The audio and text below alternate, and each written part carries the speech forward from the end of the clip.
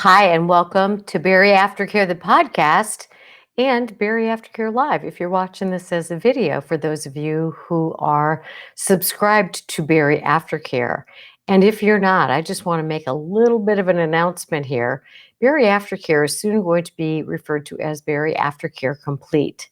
Because now, in addition to myself talking about a lot of the emotional mental health kinds of things that people deal with after surgery, and in addition to Dana Rosser, who's been doing a family and friends support kind of video, we are adding a dietitian, a bariatric dietitian, and a bariatric exercise physiologist who will also every single month be doing a video, which will be on the Berry Aftercare websites and the Berry Aftercare Facebook page. So if you're not a member, please consider joining. But today I want to get on to talking about the matter at hand. Now, usually when I do these podcasts, I try to be kind of light and every once in a while say something witty. But you know what? I'm decided that because I read this article a couple of weeks ago and it struck me as being so powerful that I was going to work my way into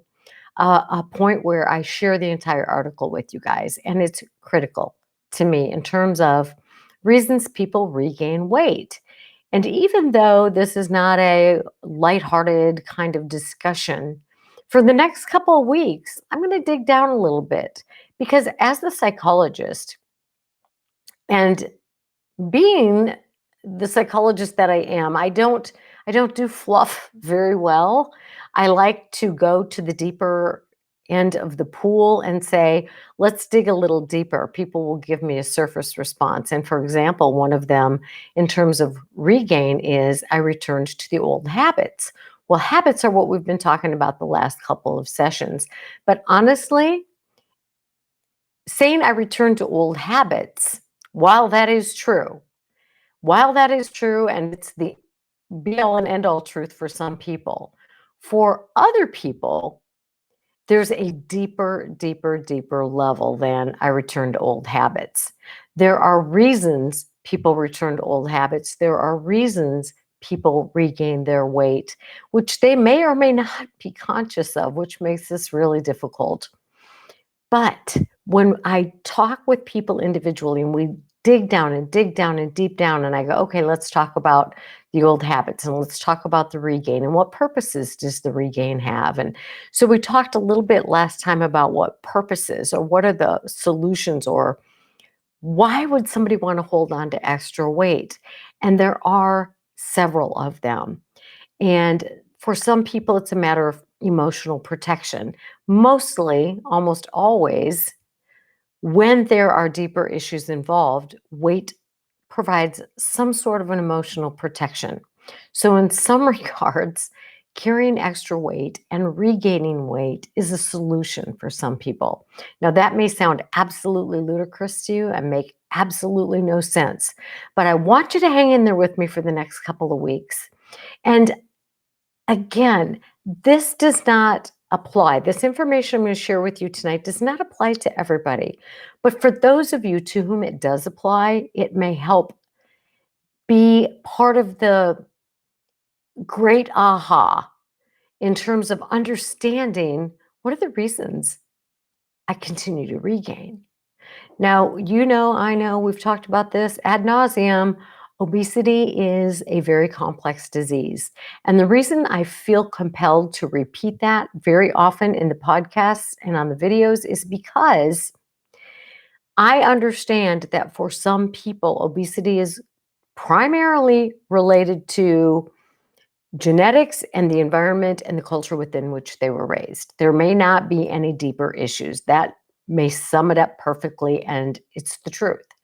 It's also true that for other people, it's not as, I'm going to say simple, even though that's not simple. It's not as simple as that. And it doesn't make sense to watch people lose weight and regain it time after time after time. And for those people, I want to offer a possibility. It may be, it may be that your regain time after time after time is related to PCOS and diabetes and what do they call that? I can't remember right now. Metabolic disorder, metabolic, whatever they call that. Or it could be, going through puberty or going through menopause or going through some hormonally challenged stage of life. So those are all possibilities. And I understand that. And I'm not negating those things. I'm opening a possibility for some other people that go, no, that's not my thing. That's not my problem. So listen in with me over the next few weeks. Try to keep an open mind and just listen to this sort of story, which may or may not apply to you.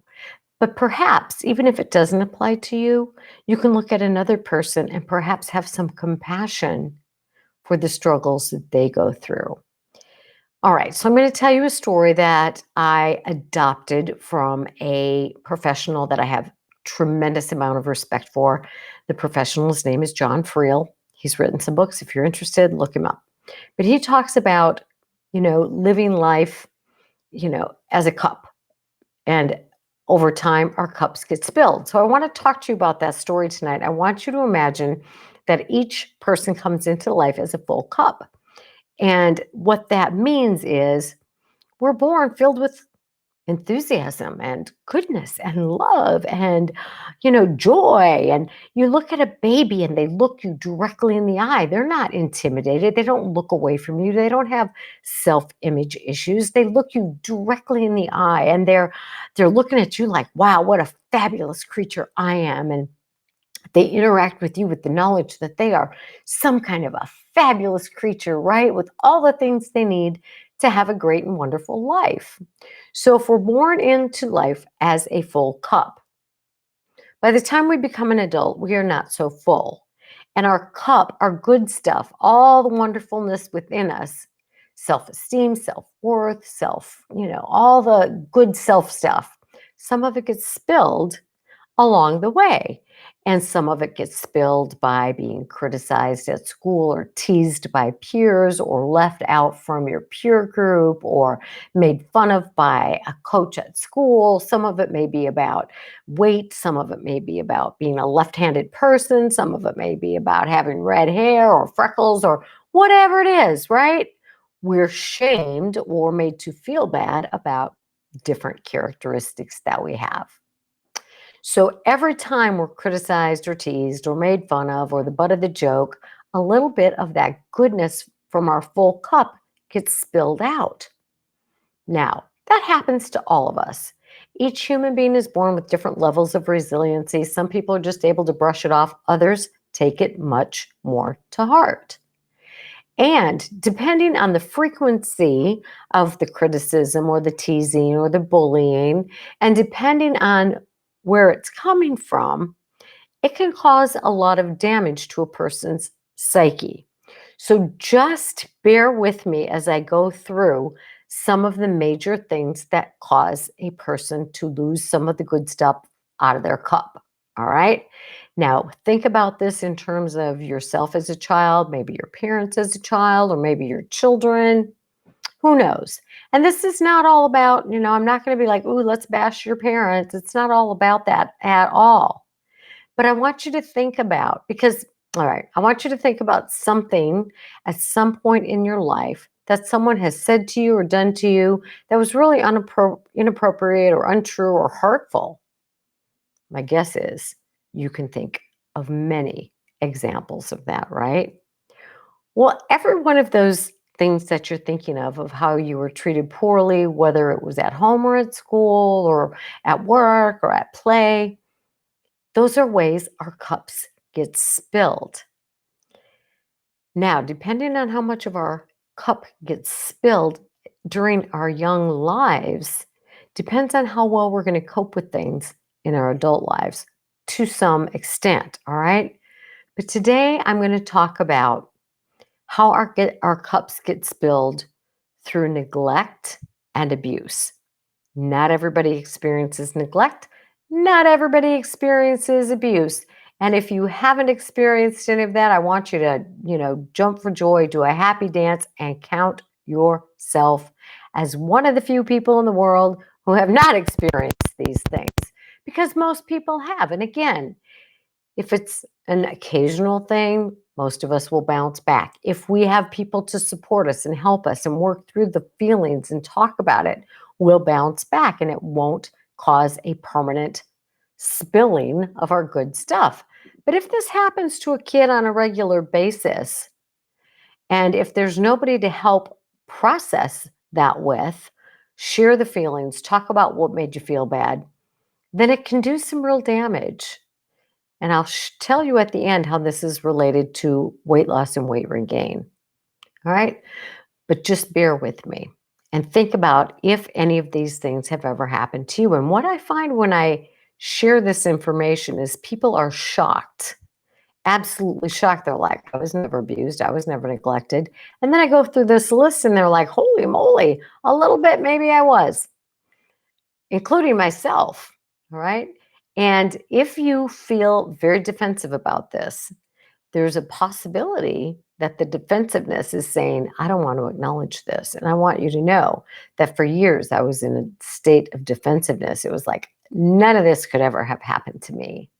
That's part of the reason I remain engaged in my own struggles with food, my own eating disorders, my own addictions. So it's normal and natural if you've never heard this before to kind of buck and just kind of like, no. The other thing I want you to listen to is it's not just in our childhood, but it's also in our adult lives that these things can happen. So I'll give examples of both as we go through, but today I'm focusing on neglect and abuse. So neglect, basically what it means is in childhood, it means a failure of the person in charge, whether it's a teacher at school, whether it's a guardian at home, whether it's a parent, a grandparent, aunt, uncle, whomever it might happen to be. If you're on a coaching team, then it's the coach. It's the person in charge of the children or the child who's the caretaker. Neglect happens when a child's basic needs are not taken care of. So what might that look like? We're going to look at neglect through a couple of different ways, right? We're going to talk about physical neglect. We're going to talk about emotional neglect. We're going to talk about medical neglect. We're going to talk about educational neglect. So let's start with medical neglect. Now, let's say that you grew up in a home where there was not a lot of money, right? Maybe your parents were really good workers and they did their best and they were working hard, but their job didn't offer any health insurance. That's a reality for a lot of people, right? So if a child falls and gets hurt, maybe if the parent had insurance, they would take the child in and get checked. But without it, maybe they're like, I can't afford to take the child in. Or maybe if a child gets some sort of sickness, it's like, we're just going to have to wait and see if this gets better, and maybe if worse comes to worse, we'll take the child to, prompt care somewhere. But if insurance is an issue, there may have been reasonable reasons for some medical neglect. However, if there was insurance, there was money, there were financial ability, but maybe you weren't taken to the dentist and had your teeth checked every year or every 6 months, which is really what's recommended, right? That would be an example of medical neglect. What about if there's an illness, or I'll tell you an example of medical neglect that I did to my child, two of them, as a matter of fact. And again, there was no ill intention. One time my son fell while he was at my dad's house, and I was out at a wedding rehearsal and a class reunion, and he was like 3 years old.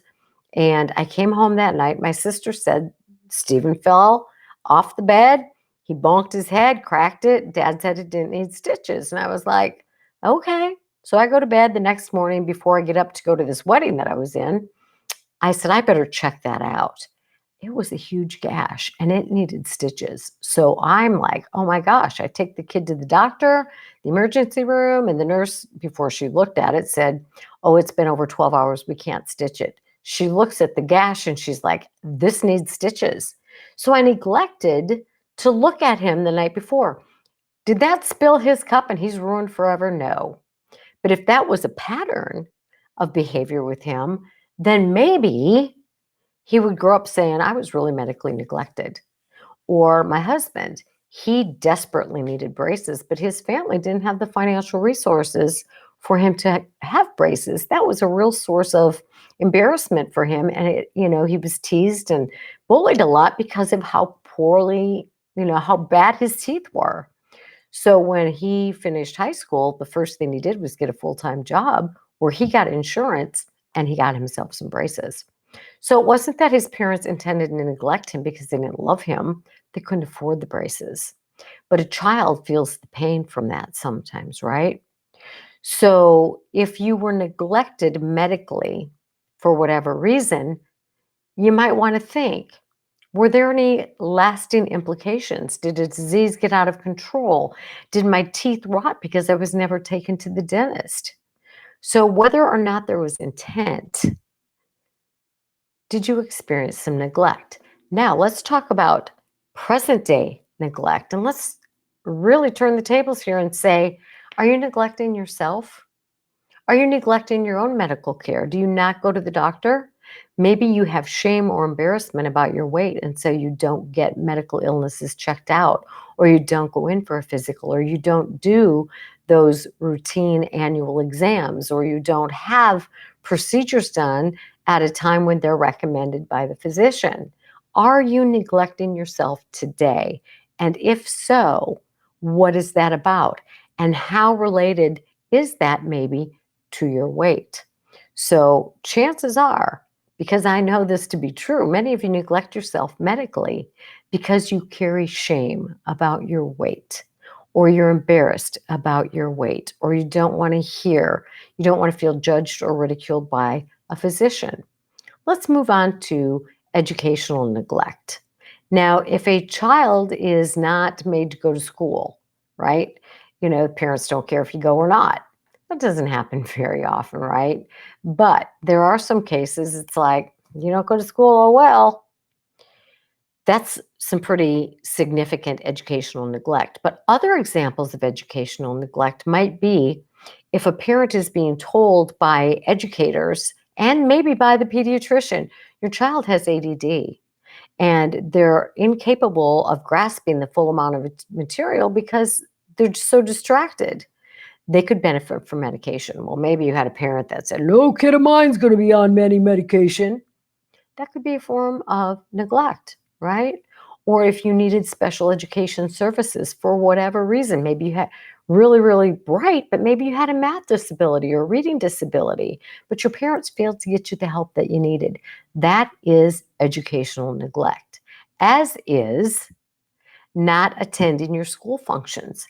Children are devastated when their parents don't attend their things. I've heard it. I've had grown men cry in my office because nobody ever went to any of their events, sporting events or choral events or band or whatever it happened to be, being in a play. Nobody attended their things, nobody from home. That's neglecting a child emotionally and from an educational perspective. So that's a big deal. What about you? Do you neglect yourself educationally? Maybe you never completed your diploma, but it's something you've always wanted to do, but you don't take the classes to get that GED. How are you neglecting yourself today? Maybe you need glasses and you refuse to get them. Maybe maybe you have ADD and you refuse to get treatment for that. Are you neglecting yourself today? Let's move on to emotional neglect. And I will tell you this, I believe that all children are emotionally neglected to some degree, some more than others. And I don't always think it's an intentional form of neglect on the part of the parents. I'm not saying that. But for example, in my family, 6 kids, 2 parents. How are 2 parents supposed to detect every nuance or every upset or deal with every kind of emotional issue going on with 6 kids? It can't be done. So, does that mean the kid didn't feel neglected? I'll tell you, I feel looking back that I was extraordinarily neglected from an emotional perspective. I had a serious disorder as a child. I have suffered from OCD most of my life. And nobody attended to me. Let's just say that. Nobody helped me through it. Nobody took time to ask me what was going on, why I was doing such weird things like turning on and off light switches or walking up and down the same stair. People saw me doing it, but nobody addressed it. That is absolutely not only emotional neglect, but also medical neglect, right? So, emotional neglect is not paying attention to a child's emotional needs. I have a grandson who's going through some things at this time, and they're really, really hard for him. And, you know, because we're in tune to the fact that he's going through this, I can look at him and I can see by his eyes that he needs to talk about what this thing that he's going through. And so I'll pull him aside and say, "Tell me what's happening. What are you thinking? How are you feeling?" And he just bursts into tears, right? But he's not left alone to deal with that. And his parents are equally attentive. Now, you can't be attuned to every single nuance, right? But if this happens on a regular basis, or if kids are told, "Don't cry or I'll give you something to cry about," well, maybe they're really upset about something and their emotional needs are neglected, right? Or if a child has some sort of really, serious psychological thing going on and the parents don't get them the psychological help they need or take them to the school counselor, which is free, or, provide some sort of help for the child. So, another example of neglect is, not sheltering children from adult things like pornography in the home or alcohol and drug use in the home or a lot of fighting between parents. That's neglecting your children's emotional needs. Now, when I talk about this, and I could go into much more detail, but I'm trying to stay on the surface here. Most people go, "Wow, I didn't realize that was neglect." And I'm not saying, "Oh, shame on your parents, they were terrible." I'm saying life happens. Parents aren't always equipped and understand what would constitute emotional neglect. It doesn't matter. It's not the intent of the parent that matters. It's how the child felt in the home. Now I'm going to ask you, how do you emotionally neglect yourself? And I will guarantee you, most of you do so. Do you talk to somebody when you have struggles, or do you emotionally eat? If you're using emotional eating as a way to feel better emotionally, then you're neglecting your emotional needs. You're not talking about it, you're not expressing it, you're not dealing with it in a healthy way. That's self neglect from an emotional perspective. If you need therapy and you refuse to go, you're neglecting your psychological and emotional needs. If you need medication for depression or for uh, doctors will hand out medication right and left, but are they also referring you to therapy? And if they do, like they're supposed to, by the way, do you follow up? And if you don't, what's that about? So, those are some ways that children are neglected, and some ways that you most likely are currently neglecting yourself. Physically, do you neglect yourself by not getting any exercise? Our bodies are built to have movement and some exercise. Our bodies are built to have a balanced diet. Do you neglect yourself by the way you eat? Do you neglect yourself because you don't exercise? What about medically? We already talked about that. Educationally, emotionally. How and in what ways do you neglect yourself? Now, did you learn that because you were neglected in these ways as children? I don't know. We don't have time to discuss all of that. But the point that I'm making is sometimes when neglect is prolific, there's a lot of it. Maybe it comes from a lot of sources. Maybe it's just something that comes from the home. Maybe teachers see you being bullied and they don't do anything about it. That's neglect on the part of the teachers. Maybe you're in a sporting team and other kids are making fun of you and the coach does nothing. So it doesn't just have to be parents, but how much of your good stuff, your self-worth, your self-esteem, your belief in yourself that you came into this world with has been dumped out through neglect. Now we're going to switch for just a few moments to abuse. And I'm going to list off these sources of abuse. And you may argue with me that these are abusive. I'm not having that debate, but I will tell you, depending on the severity and the frequency with which these things happened, it was likely abuse.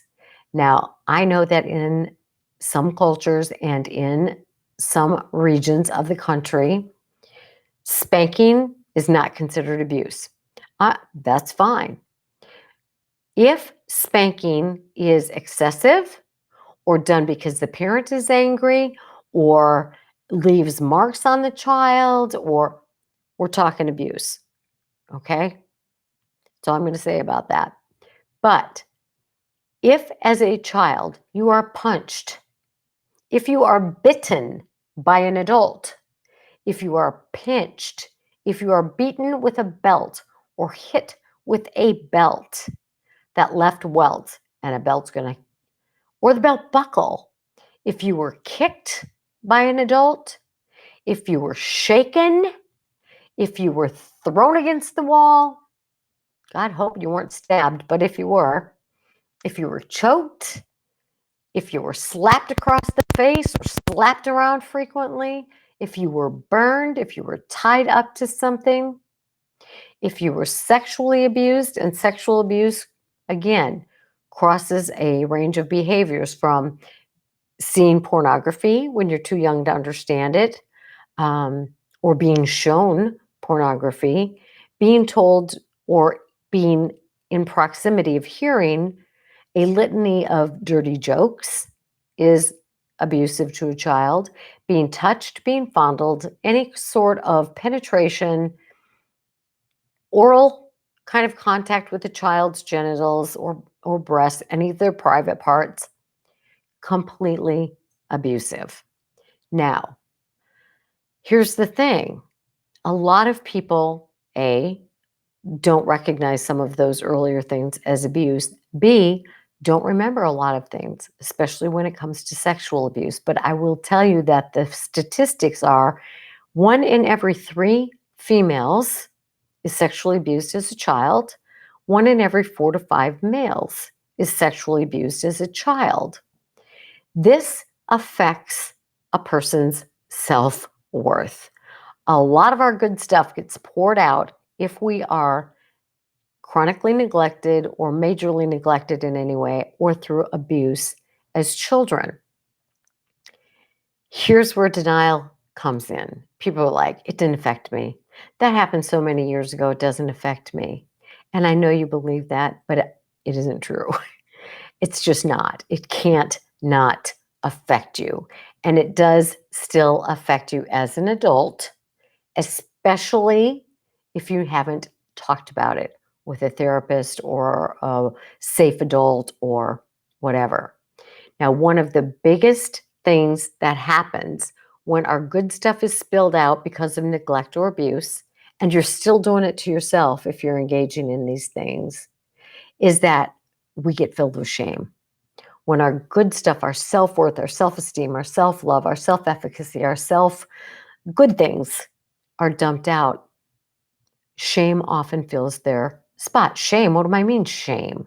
The feeling that we're not good enough, the feeling that we don't belong, the feeling that we don't fit in, the feeling that, we're not as good as other people, don't have as much value, don't belong.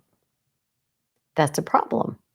And that can be, not always, but can be and is in a lot of cases when there's this pattern of neglect or abuse, either through your childhood or in your adult life. And it could come from a partner, a spouse, or whatever.